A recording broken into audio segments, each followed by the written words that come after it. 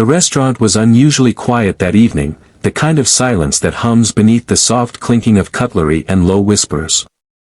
Outside, the city lights shimmered against the rain-slicked streets, and inside, a shy waitress named Emma nervously adjusted her apron for what felt like the 100th time.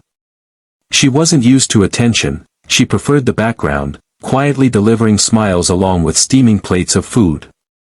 But tonight would change everything, her life, her heart, and even the heart of a man who thought he had already seen it all.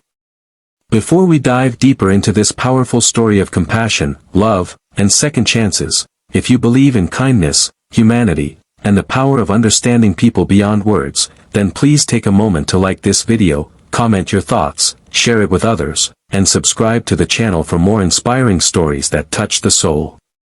Emma had been working at the Silver Garden, an upscale restaurant in the city, for almost a year. It wasn't easy for her.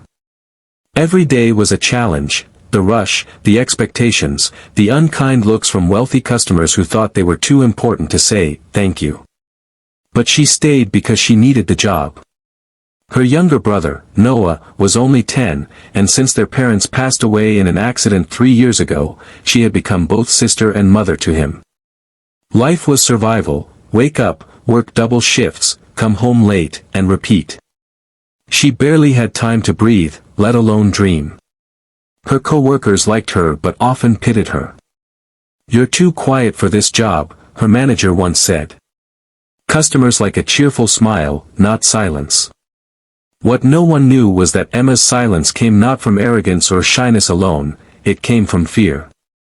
She had grown up bullied for her stutter, and even as an adult, she couldn't always get her words out. So she smiled instead. She smiled to hide the tremor in her voice and the ache in her chest. That Friday night, a special reservation was made under the name Mr. Alexander Cole. Everyone in the restaurant whispered when they heard it. He was the CEO of Cole Industries, one of the country's biggest companies. A billionaire. But not just known for his wealth, he was known for his arrogance, his coldness, and his impossible-to-please attitude. His visits to restaurants were rare, and when he did appear, the staff often left trembling. Emma prayed she wouldn't be assigned to his table. But fate had a different plan. "Emma," the manager called. "Table 7.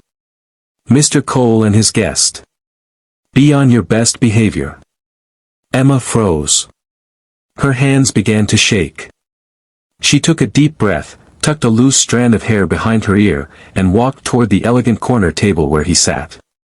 Alexander Cole was as intimidating as the rumors said, tall, sharp-featured, impeccably dressed, eyes like steel. But it wasn't him that caught Emma's attention. Sitting across from him was an older woman with gentle eyes and a kind face, his mother, perhaps. But something about the woman made Emma pause. She wasn't speaking. Instead, she moved her hands gracefully, forming signs. Alexander nodded occasionally, responding to her in clear, practiced sign language. That's when Emma realized, his mother was deaf. Her heart softened immediately. She stood quietly for a moment, afraid to interrupt, then placed their menus down with a polite nod. When Mrs. Cole looked up at her, Emma smiled and instinctively signed, "Good evening. Would you like to start with something to drink?" The woman's face lit up in surprise. Her hands moved excitedly. "You know sign language?" Emma nodded, her smile widening. She hadn't used sign language in years, not since volunteering at a local shelter where her late mother used to teach. But it came back naturally, like muscle memory. Mrs. Cole grinned, then gently tapped her son's arm, signing something quickly. Alexander turned toward Emma, his eyes narrowing slightly, not unkind, but curious. "You know sign language?" he asked quietly. "Yes, sir," Emma replied softly. "My mother taught it. She used to work with children who were hearing impaired." For a brief second, something flickered in Alexander's cold expression, something warm, something human. But it vanished just as quickly, replaced by his usual stern demeanor. "That's impressive," he said, then looked back at his menu. Throughout the dinner, Emma noticed how Mrs. Cole kept smiling at her. They chatted silently in signs, laughing softly. Emma could feel the woman's kindness, her joy at being able to communicate freely without barriers. She learned that Mrs. Cole had lost her hearing at 16 after a severe illness and that Alexander had learned to sign just to talk to her. But with his busy schedule, their time together had become rare. That night's dinner was meant to be special, a mother-son evening before his next big business trip. As the evening went on, Emma moved like a quiet rhythm between tables, but her heart lingered at theirs. For once, she didn't feel invisible. Someone had seen her, really seen her. And she had made someone's night easier, warmer. That was enough for her. But then, something happened that she could never have expected. When it came time for dessert, Mrs. Cole accidentally dropped her fork. Emma quickly bent down to pick it up, and that's when she heard a faint wheezing sound. Mrs. Cole's hands trembled as she clutched her chest. Her face went pale. Alexander jumped to his feet, panic flashing in his eyes. "Mom!" he shouted. Without hesitation, Emma rushed to her side. She recognized the signs of distress immediately. Mrs. Cole was struggling to breathe. Her inhaler had rolled onto the floor, and Emma grabbed it, quickly placing it in her hand and helping her use it. But Mrs. Cole's hands were shaking too much. Emma steadied her, speaking gently but firmly, "You're okay." Slow breaths, ma'am. The staff had frozen, unsure what to do, but Emma stayed calm. She held the woman's hand until her breathing stabilized. The color slowly returned to Mrs. Cole's face, and tears filled her eyes. She signed weakly, "Thank you, dear. You saved me." When the paramedics arrived, Alexander followed them outside, helping his mother into the ambulance. Before leaving, he turned to Emma, his voice low but filled with emotion. "Thank you. I'll never forget this." Days passed.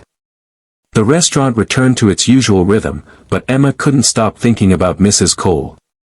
She hoped she was okay. She didn't expect anything in return. Kindness, to her, was never a transaction. It was a way of surviving the hardness of life. Then, one afternoon, the restaurant doors opened, and Alexander Cole himself walked in. The staff went silent. He wasn't dressed like the billionaire CEO this time, no suit, no tie, just jeans and a shirt. He looked human. "Is Emma here?" he asked. Emma stepped forward hesitantly, clutching her order pad. "Yes, sir." "Is your mother?" "She's fine," he interrupted gently. "She wanted to come, but the doctor advised rest." He paused, then reached into his coat and pulled out an envelope. "She asked me to give you this." Emma opened it with trembling hands. Inside was a handwritten letter, written neatly in cursive. "Dear Emma. The night we met, you reminded me that kindness still exists in a world too busy to care. You gave me comfort when I was scared and treated me not as someone broken, but as someone seen. I have told my son many times that true wealth is not in money, but in heart. That night, you showed him what I meant. Thank you, dear. Love, Margaret Cole." Tears blurred Emma's vision as she looked up. Alexander's expression had softened completely. "She couldn't stop talking about you," he said quietly. "About how you signed to her, how you stayed calm. She said you reminded her of my father. Patient, gentle, and strong." Emma wiped her tears, embarrassed. "I just did what anyone would do." He shook his head. "No, not anyone. Most people wouldn't have even noticed." He looked around the restaurant, then back at her. "Would you have dinner with us one evening? My mother wants to thank you herself." Emma was stunned. She nodded slowly, speechless. A week later, she found herself sitting in the Cole family's luxurious mansion, a world she never thought she'd step into. But it wasn't the luxury that moved her, it was the warmth.